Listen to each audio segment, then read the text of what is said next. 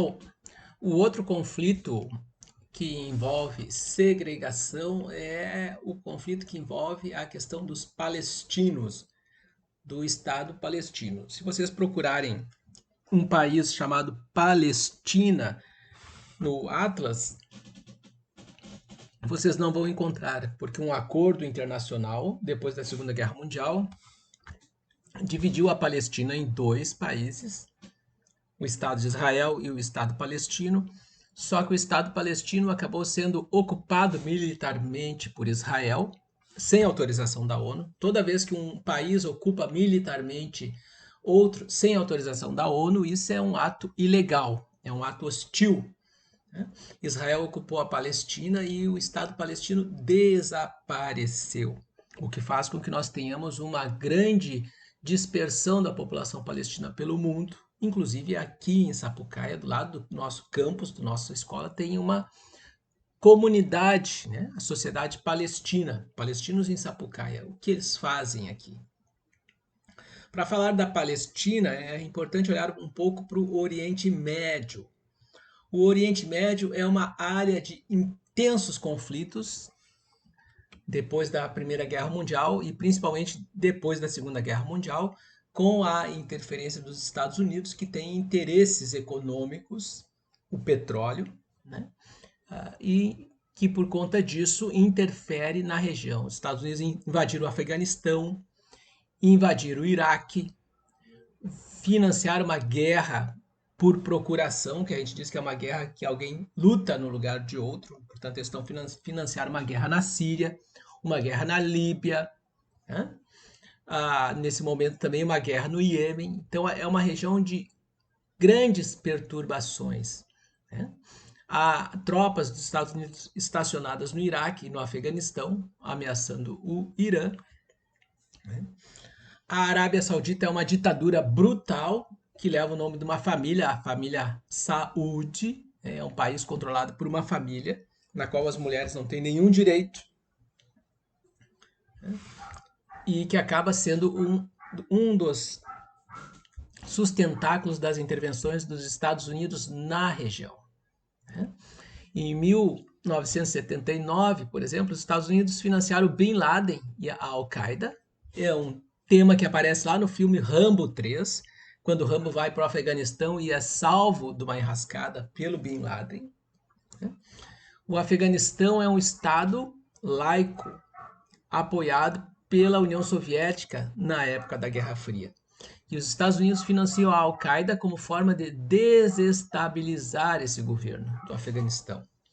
Entre 79 e 1988, perdura a Guerra do Afeganistão, no qual os aliados dos soviéticos são derrotados. Alguns autores dizem que o Afeganistão é o Vietnã da União Soviética. Os aliados dos soviéticos são derrotados e assume o poder um governo fundamentalista islâmico.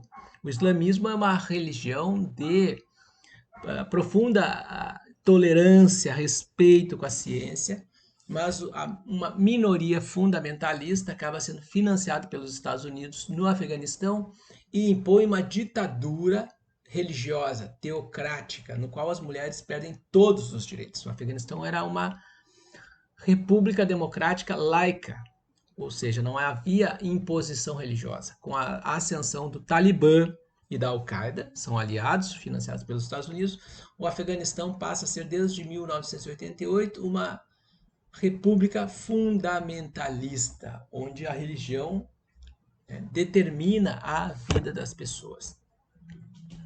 O Irã, em 79, na mesma época que começa a guerra do Afeganistão, os iranianos derrubam uma ditadura que era aliada dos Estados Unidos, a ditadura do Shah Reza Pahlavi, né? Era uma ditadura brutal que reprimiu completamente a oposição civil, a oposição laica, e com isso os grupos que sobreviveram para fazer oposição a essa ditadura e acabam liderando uma revolução contra ela também são grupos xiitas, um dos ramos do islamismo. E como essa ditadura era uma ditadura aliada dos Estados Unidos, o ditador foge para os Estados Unidos, inclusive depois de ser derrubado do poder, os Estados Unidos começam uma imposição, né, de represálias contra o Irã. Em 1953, o Irã era um estado laico, como era o Afeganistão. Os Estados Unidos e a Inglaterra promovem um golpe contra um governo de centro-direita, um governo moderado, nacionalista, do Mossadegh, para assumir o controle do petróleo do Irã. E desde 53 até 79 vigora essa ditadura que eu estava falando. O Iraque. Os Estados Unidos financiam o Saddam Hussein, financiam, né, o grupo do Saddam Hussein nos anos 70 para que o Saddam enfrente esta república xiita que surgiu em 79. Aqui, portanto, acontece uma guerra terrível para a região, na qual são usadas armas químicas. O Iraque usa armas químicas contra o Irã, gás venenoso, fornecido pela Arábia Saudita, que na verdade recebeu dos Estados Unidos, mas eles não aparecem, quem aparece é a Arábia Saudita.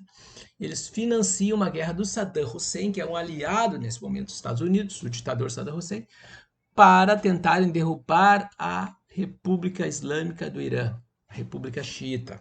Portanto, tem uma guerra aqui que dura de 80 a 88 e aqui tem outra que dura de 79 a 88. Portanto, a região é uma região profundamente perturbada.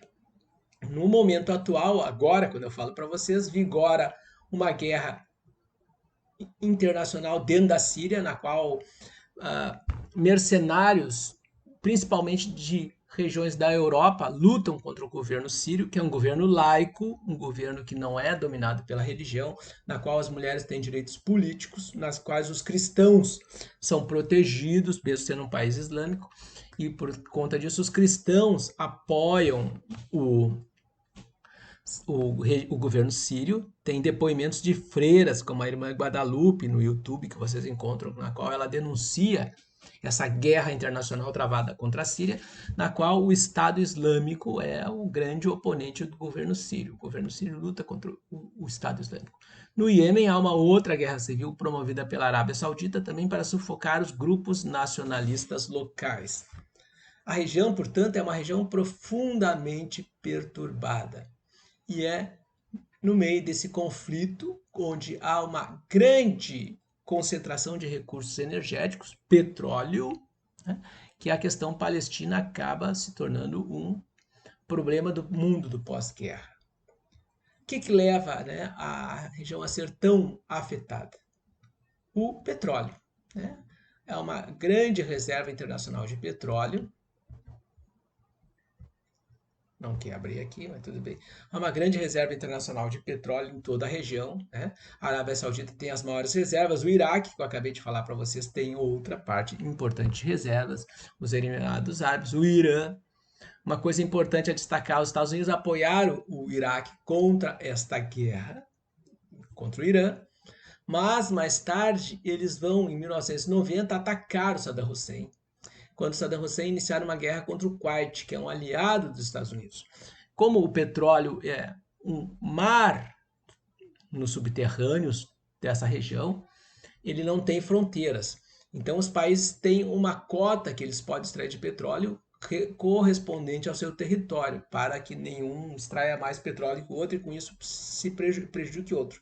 O Iraque acusou o Kuwait de estar, né, extraindo mais petróleo do que ele tinha direito. Portanto, estava extraindo petróleo que corresponderia a petróleo do Iraque. Essa tensão levou a uma guerra em 1990 e os Estados Unidos aproveitaram essa guerra para atacar um ex-aliado, o Saddam Hussein. Eles vão fazer a mesma coisa em 2001 aqui no Afeganistão. Depois do ataque às Torres Gêmeas, eles vão acusar ex-aliados, talibãs e o Bin Laden por estarem por trás dos ataques e vão invadir o Afeganistão, ficando no Afeganistão até o presente momento. Ainda há tropas hoje, né, 19 anos depois, ainda há tropas dos Estados Unidos lutando no Afeganistão. Eles também vão acusar o Iraque, novamente em 2003, de estar envolvido com os ataques ao World Trade Center, os ataques do 11 de setembro. Embora o Iraque seja um país laico e não tenha nenhuma relação com o fundamentalismo islâmico dos grupos ligados à Al-Qaeda. Na verdade, esses grupos são financiados pela Arábia Saudita. O Bin Laden é o saudita. A bordo dos aviões que atacaram, sequestraram e atacaram o World Trade Center, haviam 19 terroristas, todos sauditas, nenhum era iraquiano. Mas em 2003, os Estados Unidos acusam o Iraque falsamente de estar por trás dos ataques e também de estar desenvolvendo armas de destruição em massa, o que foi outra mentira. A ONU condenou isso, mas eles fizeram a guerra igual. Armas de destruição em massa, que seriam armas químicas, armas biológicas, armas, né, nucleares. Depois que eles invadiram o Iraque, eles passaram 10 anos procurando as tais das armas de destruição em massa, que eles acusaram o Iraque de ter, e nenhuma destas armas apareceu. Tem um filme muito interessante chamado Green Zone, Zona Verde. A Zona Verde era a zona de segurança máxima dos Estados Unidos dentro do Iraque, em Bagdá, a zona onde eles administravam a ocupação militar do país, e um grupo de soldados de elite é destacado para localizar essas armas depois que eles destruíram o país. Eles tinham que encontrar as provas. Esses soldados procuram as provas por todo lugar e não acham arma nenhuma. E vão se dando conta, é uma história verídica, de que na verdade foi tudo uma grande mentira para invadir o Iraque e se apropriar dos campos de petróleo do país, que passaram a ser controlados por companhias dos Estados Unidos. A guerra do Iraque eliminou, assassinou cerca de 1,5 milhão de pessoas. 1,5 milhão. Nos ataques ao World Trade Center morreram cerca de 3 mil pessoas. São ataques até hoje mal investigados, aonde há um questionamento profundo do que de fato aconteceu lá. Mas independente disso, o fato é que 1,5 milhão de iraquianos pagaram por conta disso, né, por um atentado em que o país não tinha nenhum envolvimento. Os terroristas são sauditas, né? E os Estados Unidos sabiam disso, já estavam provados dias depois do ataque, mas eles insistiram que o Saddam Hussein era o culpado. O Saddam Hussein, que tinha reprimido brutalmente a Al-Qaeda dentro do Iraque, não permitiu que a Al-Qaeda se instalasse dentro do Iraque, ela está no Afeganistão, onde eram aliados dos Estados Unidos, o Talibã que estava no poder, né? E enquanto que no Iraque a Al-Qaeda foi dizimada pelo Saddam Hussein, mas ele é acusado depois dos ataques às Torres Gêmeas, ao World Trade Center, de estar por trás da Al-Qaeda, o que também foi uma mentira, um pretexto. E a ocupação do Iraque dura de 2003 a 2013. 1,5 milhão de pessoas morreram, como eu disse, cerca de 300 a 400 mil crianças nessa guerra, porque vocês têm que imaginar que o Iraque era um país semelhante ao Brasil em termos de estrutura, com cidades, grandes cidades, rodovias, hospitais, sistema de água potável, água encanada, luz elétrica. Os ataques aéreos dos Estados Unidos implodiram com o país. Não tinha mais água potável, não tinha mais luz elétrica, não tem mais hospital, e as pessoas começaram a morrer, né, por conta disso, por conta das condições higiênicas. Quem não morreu pelos ataques e pela invasão, morreu por conta de condições higiênicas, é o caso das crianças. Tem uma minissérie muito interessante chamada Generation Kill, que é da HBO, que é a história do primeiro repórter que entrou no Iraque, é um repórter da revista Rolling Stones. Ele entra no Iraque com uma equipe de tropas especiais dos Estados Unidos e ele presencia isso, as crianças morrendo, tomando água do esgoto, porque não havia mais água para ser consumida. As crianças estão com sede, começam a tomar água que corria dos esgotos. Então esse é o cenário, né? E no meio disso nós temos uma imensa zona de petróleo, né, que está abaixo da superfície desse país, dessa região toda, né? E algumas questões que tornam ela mais complexa, né? Ela tem uma importância internacional, que é o petróleo, portanto a riqueza, né? Ela acaba, a concentração de riqueza energética nessa região acaba sendo uma a situação que produz conflitos internacionais. Tem uma importância geopolítica, porque o Oriente Médio divide a Europa, a Rússia, a Ásia, né? A Rússia, a África, e ainda conta com a presença marcante dos Estados Unidos, que tem centenas de bases militares na região.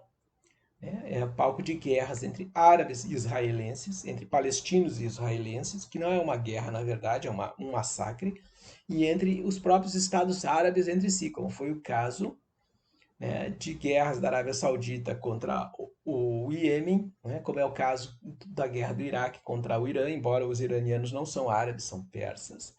Há uma grande diversidade religiosa, há correntes cristãs, maronitas, cristãs católicos, cristãs ortodoxos, há judeus e há islâmicos de tendências diferentes, sunitas, xiitas, né, entre outros grupos, né? E há ainda minorias étnicas na região, como curdos e armênios. Tudo isso, portanto, gera uma situação muito complexa, na qual, né, os conflitos são muito recorrentes, ou seja, acontecem com muita frequência, né? E aí nós entramos na questão da Palestina, né? A Palestina, por milhares de anos, desde o século I pelo menos, é uma região ocupada pelos palestinos, que eram os antigos fenícios. Dentro da Palestina há bolsões, ou seja, algumas regiões onde há uma presença de judeus, mas não é um país judeu.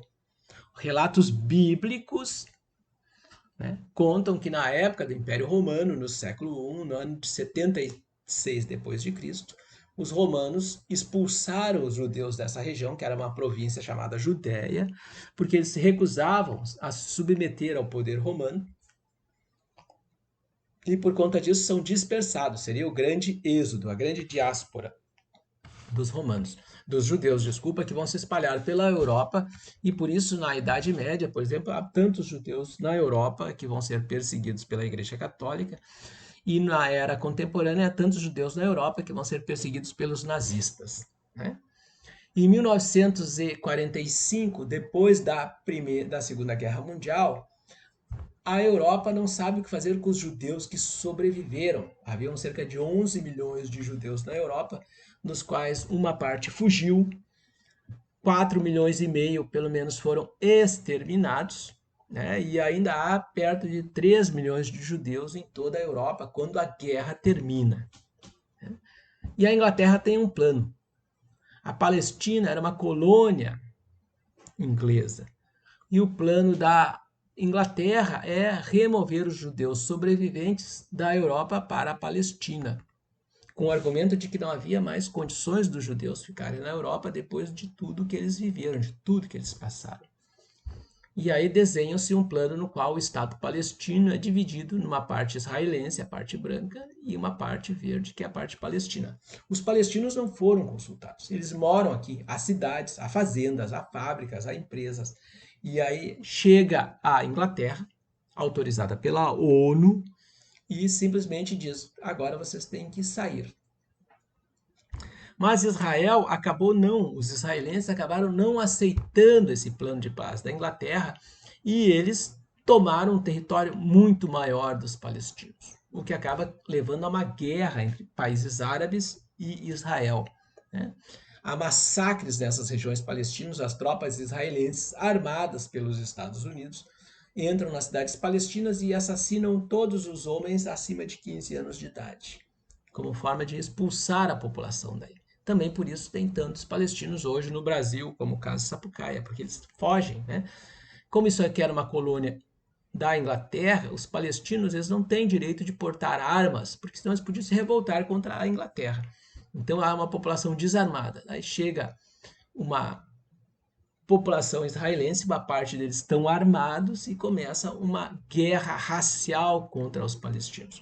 É algo absurdo, mas, né, parte daquilo que os judeus sofreram na Europa, eles vão praticar contra os palestinos. E eu vou dizer algo agora que parece estarrecedor, mas mesmo entre os judeus havia uma espécie de fascismo religioso que sobreviveu à repressão nazista, que era o sionismo. Os sionistas, eles usam a religião como forma de justificar o direito deles sobre todo o território, não reconhecendo o direito dos palestinos. E com isso os palestinos são, né, presos em uma área chamada faixa de Gaza e numa outra chamada Cisjordânia.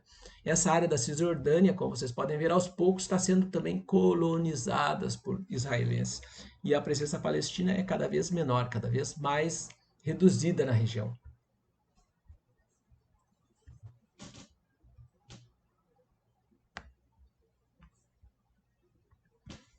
Aqui nós temos um desenho da região do Oriente Médio antes da Primeira Guerra Mundial. O Império Islâmico, o Império Otomano, tinha se espalhado, se expandido por todo o Oriente, penetrado no norte da África, né, ocupados, né, se expandido sobre os países do norte da África, a Argélia, Tunísia, Marrocos, Egito, Líbia, né? Portanto, isso aqui tudo é área otomana. A Inglaterra sempre cobiçou esse território, fazendo com que a Turquia, o Império Otomano, fosse um inimigo da Inglaterra. Quando começa a Primeira Guerra Mundial entre Inglaterra e Alemanha, a Turquia entra na guerra ao lado da Alemanha, como forma de enfrentar o inimigo regional, que era o poder militar inglês na região, a presença inglesa na região. A Inglaterra já tinha ocupado o Egito, tinha ocupado várias áreas e cobiçava, né, o Oriente Médio. Só que ainda durante o meio da guerra já há acordos dos aliados dividindo essa região entre eles. Né? Uma parte ficaria com a França, uma parte ficaria com a Inglaterra. Né? Em 1920, depois da derrota da Turquia e a divisão do Império Otomano, essa área toda aqui ficou sob controle da Inglaterra, inclusive a região da Palestina ficou sob mandato britânico. Esse mandato foi entregue para a Inglaterra pela Liga das Nações, que ela e a França controlavam. Lembrando, na Liga das Nações não estão o Japão, não estão os Estados Unidos, logo não estará a Alemanha, não está a União Soviética. Isso fez com que Inglaterra e França dessem as cartas. E essa área foi entregue para a Inglaterra. É uma área de influência dela. Quando termina a Segunda Guerra Mundial, os ingleses dizem: olha, nós temos aquela região que a gente controla lá no Oriente Médio e nós podemos enviar os judeus europeus para essa área, dividindo, retirando a população palestina de parte expressiva desse território e né, levando a população judia da Europa para essa região.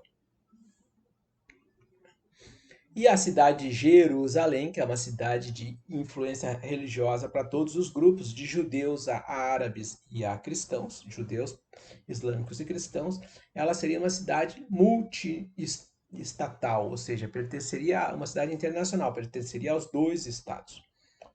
Como eu comentei para vocês, os israelenses não têm interesse nesse acordo, eles pregam que a religião lhe dá direito a todo o território, que os palestinos têm que ser removidos. Começa uma repressão racial contra os palestinos, semelhante a que os próprios judeus viveram na Europa durante a ascensão do fascismo. Os Estados Unidos armam esses grupos, principalmente um grupo ligado ao Ben Gurion, é um militar israelense, e esse grupo ligado ao Ben Gurion, em 1948, faz um atentado à bomba contra um hotel em Jerusalém, o Hotel Rei Davi, explodem esse hotel, e nas dependências desse hotel, no interior dele, havia uma delegação do governo da Inglaterra, mais de 80 funcionários do governo da Inglaterra, entre estes, inclusive, ministros de Estado. E esse atentado à bomba mata praticamente toda a delegação inglesa. Depois disso, a Inglaterra diz: lá, né, nós estamos nos retirando desse processo, desse acordo, resolvam as partes entre si, se retira. E os Estados Unidos financiam, né, a expansão israelense. Por que eles fazem isso? Pela mesma razão que eles vão financiar, né, a Arábia Saudita, né, que está aqui, na verdade, né, que vão financiar a Arábia Saudita, porque interessa para eles alguns aliados militares que eles possam usar para combater os árabes hostis à presença deles, né, que significa aos interesses econômicos deles na região, né, ou seja, o petróleo, tomar o petróleo dessas populações. E por conta disso, eles vão contar com alguns aliados estratégicos, aliados que estão na própria região, que é o caso da Arábia Saudita e vai ser o caso de Israel. Eles vão armar Israel, inclusive fornecendo armas nucleares para os israelenses, em troca né, de cooperação militar na região entre si. Israel e a Arábia Saudita cumprem papel de tropas auxiliares dos Estados Unidos na região. Os árabes tentam, né, invadir essa região, os países vizinhos, Egito, Síria e Jordânia, como forma de proteger os palestinos, mas como Israel está bem mais armado, bem melhor armado que esses países árabes, que acabaram de deixar de ser colônias inglesas também, Israel ganha essa guerra em 49. E quando a guerra termina, os palestinos são reclusos, eles ficam isolados em duas regiões, faixa de Gaza e a Cisjordânia. Aqui é uma charge, né, uma charge internacional, quando Israel completava 60 anos, porque a Palestina desapareceu desde então, não existe o país dos palestinos, só o país dos israelenses, e né, os palestinos estão presos atrás de muros, estão murados atrás dessas regiões, eu vou falar disso daqui a pouco, e aí o exército de Israel questionando se eles não podem sequer comer um pedaço de bolo em paz, né? E né? Os palestinos, eles não têm exército, vou insistir nisso mais adiante, não, eles não têm marinha de guerra, eles não têm força aérea. Israel tem. Israel é uma das maiores potências militares do mundo, graças ao apoio firme dos Estados Unidos. Né? Em algumas áreas, como a fabricação de tanques, eles são né, pioneiros, eles estão à frente de grandes países como Rússia ou Inglaterra, por exemplo, ou França. Né? E eles têm exército, eles têm marinha de guerra, eles têm a força aérea. Os palestinos não têm nada. Né? Aqui uma outra charge, né, de uma das intervenções militares que eles fazem contra os palestinos, que terminam sempre em massacres de civis, né? E os caras falando que será que eles não aprendem nunca a lição, eles não se cansam de aprender a lição? E aqui algumas das operações deles: Líbano em 82, Líbano em 76, Gaza em 80, né? O Líbano em 2006, Gaza em 2009, né? Operações que o exército de Israel realizou na região. E aqui algumas das consequências dos ataques militares de Israel, justificando-se na religião, né? Dizendo que essa terra é deles, que portanto os palestinos têm que ser removidos. É uma faxina étnica, quando tu tenta eliminar uma população de uma região. E aí, depois de um ataque intenso de Israel contra as cidades palestinas, os palestinos não têm para onde ir, eles estão presos dentro de muros nessas cidades, e as escolas são destruídas, os hospitais são destruídos, e depois de ataques intensos, as cidades palestinas ficam assim. Você não vê nada disso nas cidades israelenses, não existe, porque os palestinos não têm poder de fogo para responder a isso. Né? Aqui um ataque à cidade de Gaza, não tem para onde ir, eles estão presos lá dentro, e os bombardeios aéreos, né, matam centenas de pessoas a cada ataque desses, muitas crianças, o que alimenta os radicais, né? Porque se eu sou um palestino e um ataque israelense mata meus filhos, eu vou querer me vingar. Então eu me torno uma presa fácil para o radicalismo que vai me recrutar, né? Para tentar fazer algum atentado, alguma coisa, mas essa reação só existe por conta da opressão militar israelense. Não estou justificando, nada justifica o terrorismo. Estou explicando por que uma coisa leva a outra. Né? E aqui, vítimas nos hospitais. A ONU tinha hospitais dentro de Gaza, teve que abandonar. Né? E as crianças são sempre as primeiras vítimas em qualquer ataque militar. Imagine num ataque em que tu tá numa cidade, tu não tem como fugir desta cidade, tu tá preso lá naquela cidade e começa a chover bombas e mísseis. Tu não tem para onde ir, né? É o caso dos palestinos. Então, depois dos ataques aéreos, a devastação é sempre impressionante e tu não vê nada disso em nenhuma cidade israelense, porque os palestinos não têm como responder, eles não têm reação. Aqui uma maquete de Gaza, mostrando algumas das situações. Gaza é uma área fechada. Os israelenses ergueram um muro militar. Há pouco tempo o Papa Francisco esteve nesse muro, rezando nesse muro, denunciando isso. O Roger Waters, líder do Pink Floyd, também já denunciou, já fez canções sobre esse muro. Né? Então tu tem um muro que fecha totalmente a cidade, a região de Gaza, onde há algumas cidades lá dentro, e tu tem alguns portões, que são portões de aço, aonde há passagem, que são controladas pelo exército de Israel. Nada entra em Gaza, nada sai de Gaza sem autorização de Israel. Desde remédios, medicamentos mandados pela ONU para socorrer as crianças, o Brasil mandava muita assistência médica para Gaza até a eleição do Bolsonaro. O Bolsonaro se alinhou ao Trump, que são aliados de Israel, e por conta disso o Brasil suspendeu a cooperação com os palestinos. E as pessoas estão lá dentro, né? Há mais ou menos 1,5 milhão de pessoas dentro de Gaza, nessas cidades, dos quais 70%, 1 milhão e pouco de pessoas, são refugiados, ou seja, não têm nem casas, vivem em campos de refugiados, campos que recebem ajuda humanitária da ONU. Né?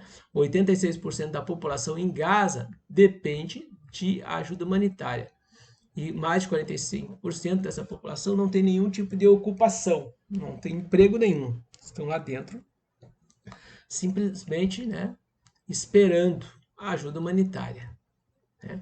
Aqui uma outra maquete mostrando as consequências dos ataques aéreos por região. Por exemplo, uma média de ataques aéreos, cada vez que acontece um ataque aéreo, tu tem, né, em média por quilômetro quadrado nessa região, né, 26 bombas num quilômetro quadrado numa determinada área de Gaza, no norte de Gaza, deixam em média 448 mortos num ataque desses, 448 mortos, dos quais 172 são mulheres e crianças, e mais de 879 civis. Aqui numa outra região, né, 13 toneladas, na verdade são bombas, mas 13 toneladas de bombas deixam, né, por quilômetro quadrado um total de 476 mortos. Essa aqui é numa outra região de Gaza, né?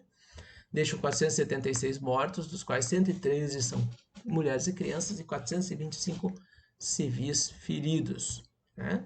São civis, não são militares, né? Então, apenas para a gente ter uma ideia de como funciona. Eles estão presos lá dentro, eles não têm para onde ir. Quando tem um ataque, todas as vezes que Israel resolve atacar, esses ataques ocorrem a cada, em média, 1 ano e meio, um ataque pesado desses contra Gaza, eles não têm para onde ir. E o mundo, professor, o mundo não faz nada? Ah, a ONU já tentou. Desde 1950, a ONU vota resoluções condenando a ação de Israel. E o que acontece? Os Estados Unidos vetam. Na época da Margaret Thatcher, a Inglaterra vetava junto. Atualmente, a França e a Inglaterra votam a favor dos palestinos contra Israel, mas os Estados Unidos sempre vetam as decisões da ONU em favor dos palestinos. E aqui uma imagem bem interessante, porque aparece o muro que eu falei para vocês, onde eles estão lá dentro, em Gaza.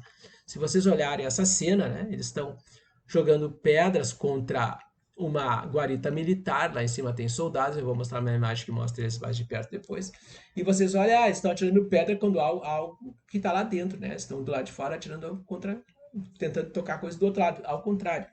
Isso aqui é o lado de dentro, é que aqui o muro faz uma volta. Isso aqui é um daqueles portões que eu falei para vocês, eles estão presos aqui dentro.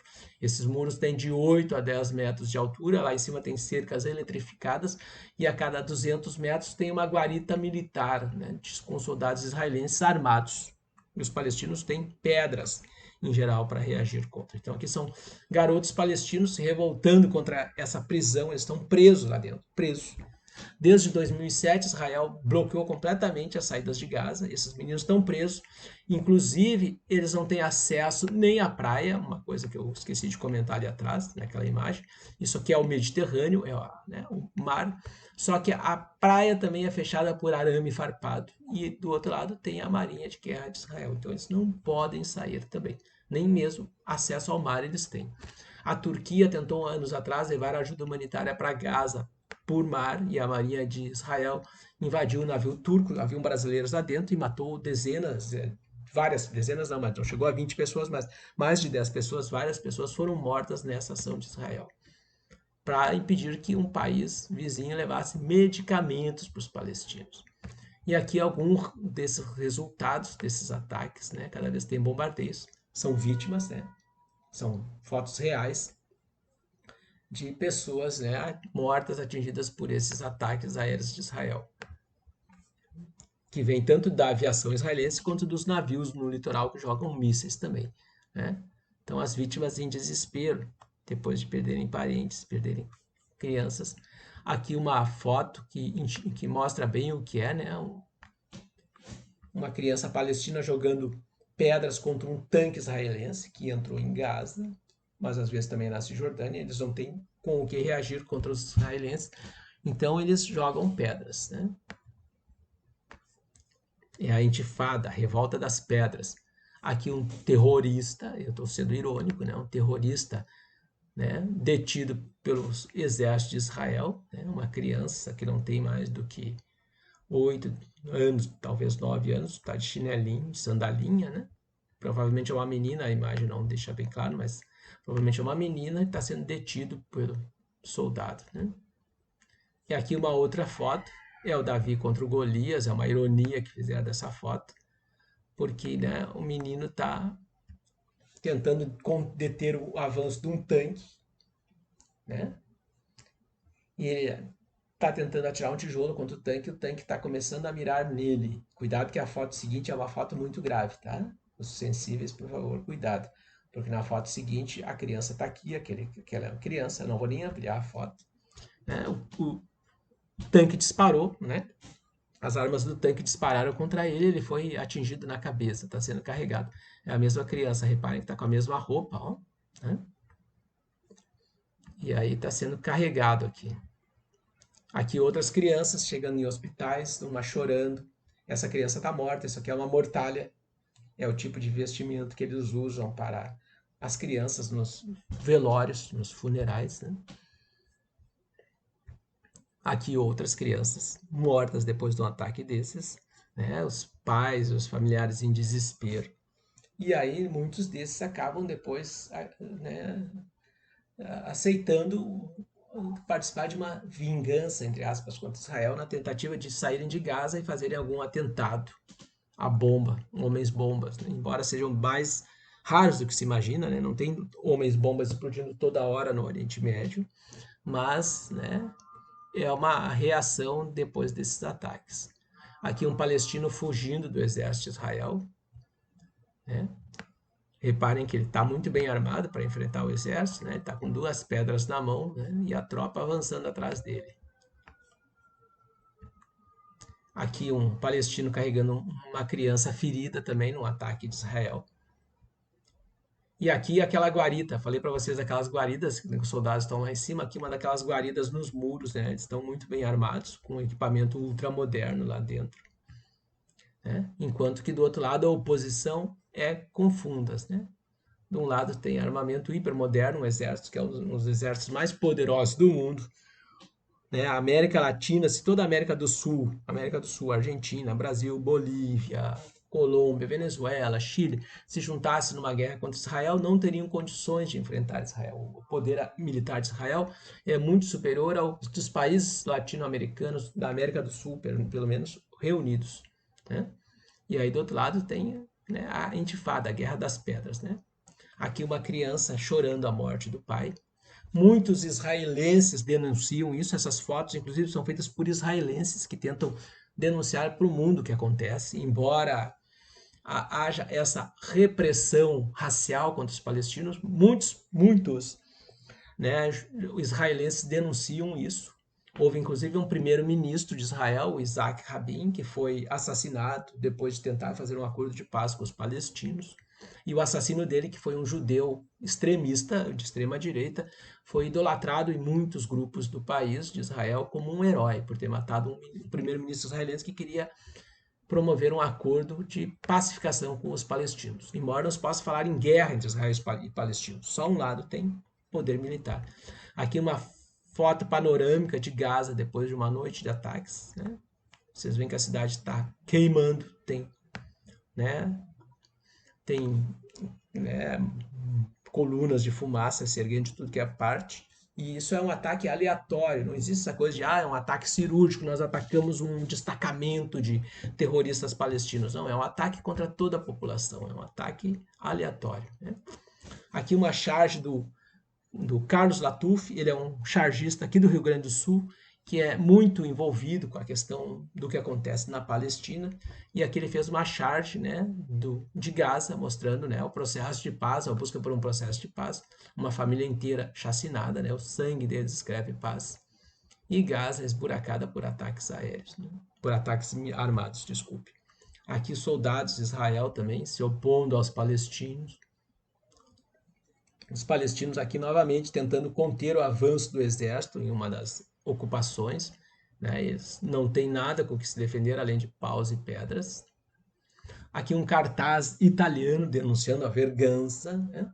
É uma vergonha, os palestinos estão sob uma chuva de bombas nesse cartaz e o mundo fecha os olhos. E nessa outra charge é o Obama, que era uma expectativa de conseguir um acordo, né, de paz, entre aspas, no qual os palestinos fossem beneficiados, e o Obama foi calado pela forte influência que Israel tem, o lobby de Israel dentro da indústria militar. A indústria militar é muito interessada na cooperação com Israel, a indústria militar dos Estados Unidos, e por isso aqui aparece o Obama de amordaçado, não conseguindo fazer nada, mesmo que quisesse, amordaçado, né, pela bandeira de Israel, em meio a uma cerca de arame farpado, que é onde os palestinos estão presos lá dentro daquelas fortalezas, aqueles muros que Israel construiu, e aqui como se fosse a gravata dele é a bandeira da Palestina esfarrapada, né? É uma charge bem inteligente também essa aqui. E aqui a outra região da Palestina, a Cisjordânia, não Gaza, mas a outra, que também foi fechada por muros. Isso aqui é os contornos do muro, dá para ver do Google Earth esses muros, né? E lá dentro, esses pontinhos em verde são as cidades palestinas, né? Aliás, desculpa, aqui nesse caso são esses pontos verdes, são os assentamentos de judeus, ou seja, a região palestina está sendo colonizada por dentro, então eles são chamados de colonos. A presença de judeus lá dentro entre 1972 e 2009 aumentou de 1.500 pessoas para 304 mil pessoas. Ou seja, essa região também está sendo aos pouquinhos tomada dos palestinos, né? E muitos deles, por conta disso, se obrigam a imigrar, a fugir do país. E quem sai de Israel não pode mais voltar. Os palestinos que saem, por qualquer razão, não podem nunca mais voltar. Eles são banidos. E aí vão viver em campos de refugiados ou vir para o Brasil, ir para algum lugar onde consigam tentar se reestabelecer, né? Aqui dá para ver bem o contorno do muro, né? O muro aqui, que fala do muro, ó. E, né? A área deles, né? E aqui dá para ver a região dentro do próprio Estado de Israel. E aqui uma imagem, uma montagem, né, do que a gente vê no dia a dia em Gaza em Israel, e na Cisjordânia, né? Portanto, eles estão segregados dentro dessa região também. É uma segregação que acontece ainda neste momento e que né, que acontece, se realiza essa segregação através de muita violência militar contra a população palestina. E aqui uma imagem daquele muro que eu falei para vocês, que é o muro que fecha Gaza. Lá tem uma guarita militar, né? E aqui o muro se estende. Essa zona, isso aqui é do lado de fora, essa zona é zona militar. Portanto, civis israelenses que queiram tentar de alguma maneira colaborar com os palestinos, eles também não podem se aproximar. É uma área proibida para a população civil, seja palestina de um lado, seja israelense do outro, controlada pelas forças armadas. Interessante observar que muitos ex-soldados, que como soldados eles são obrigados a prestar serviço militar. Em Israel, o serviço militar é obrigatório para homens e mulheres e dura 3 anos. Muitos ex-soldados obrigados a cumprirem ordens, né, horríveis contra os palestinos depois que saem de serviço militar, denunciam isso, fundam associações denunciando a perseguição contra os palestinos. Então não é nem o Newton, só que está falando muitos israelenses em Israel denunciam isso, denunciam o que acontece lá. Aqui uma criança olhando um tanque se aproximando, uma menininha, né, impotente, né, as famílias impotentes contra o poder militar, poder armado. Aqui um soldado tentando revistar as crianças, a mãe ficando entre as crianças e o cara armado, as crianças assustadas e o cara apontando a arma para as crianças, né? Cotidiano, coisas que acontecem todo dia. E aqui um desenho também disso de antes da eleição do Bolsonaro, que mostrava, né, os países que reconhecem a Palestina como um Estado. Todos os em verde escuro reconhecem o direito da Palestina a ser um Estado, fazer parte da ONU, ter delegação, ter presidente, ter fronteiras abertas, ter uma seleção olímpica, ter uma seleção de futebol, coisas assim que países têm, né? E os em cinza são os países que não reconhecem, aliados dos Estados Unidos, né, em geral, né? E ainda temos países que têm delegações de palestinos, né, que reconhecem esses representantes do governo palestino. O Brasil era um deles, que tinha inclusive uma representação especial. Não tem mais, né? Porque com a eleição do Bolsonaro isso foi encerrado. Ele se alinhou com o Trump e o Brasil não tem mais nenhum tipo de colaboração com os palestinos. E aqui campos de refugiados em volta de Israel. Isso aqui é o território de Israel, aqui dentro é Gaza, tem muitos campos de refugiados, ou seja, as pessoas não vivem em casas, mas em barracas, né? Fornecidas pela ONU, por ONGs, aqui dentro da Cisjordânia também. E nos países vizinhos também, tu tem muitos campos de refugiados, na Síria, na Cisjordânia, na Jordânia, no Líbano, né? No Egito, né? Tu tem muitos campos de refugiados. Se calcula que cerca de 5 milhões de palestinos estão vivendo nesses campos ou em países como imigrantes forçados. Então, esse é um problema que ainda está aberto. Nesse momento que a gente está falando, isso acontece. E as ações da ONU elas são ineficientes porque a ONU é controlada por aquele Conselho de Segurança, e dentro do Conselho de Segurança, 5 países têm poder de veto. Um deles, os Estados Unidos, que é o aliado de Israel, e por isso veta qualquer tipo de medida da ONU contra os israelenses. Então, nós temos 3 casos de segregação que atravessam o século XX. 20 são marcados, né, como fenômenos que ainda persistem depois da Segunda Guerra Mundial. Dentro dos Estados Unidos, a gente viu um, né, que, embora as leis segregando os negros tenham sido eliminadas, né, ainda hoje nós temos graves problemas nos Estados Unidos por conta disso. Nós temos a questão da África do Sul, que eu falei, a questão do Mandela, que também o apartheid acaba deixando de existir com o fim da Guerra Fria. Os Estados Unidos não têm mais interesse em serem aliados de um regime racista, não precisam mais justificar que estão combatendo o comunismo e por isso qualquer aliado é bem-vindo.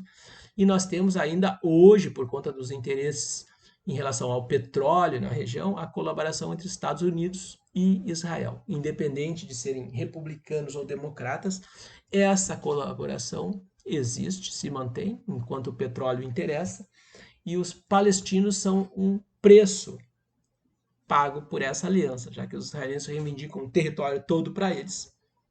Portanto, os palestinos têm que ser expulsos ou confinados em cidades até abandonarem completamente o país, que é o que eles querem, uma faxina étnica, uma limpeza étnica, que essas regiões sejam limpas da presença palestina. E esse conflito está em aberto nesse momento.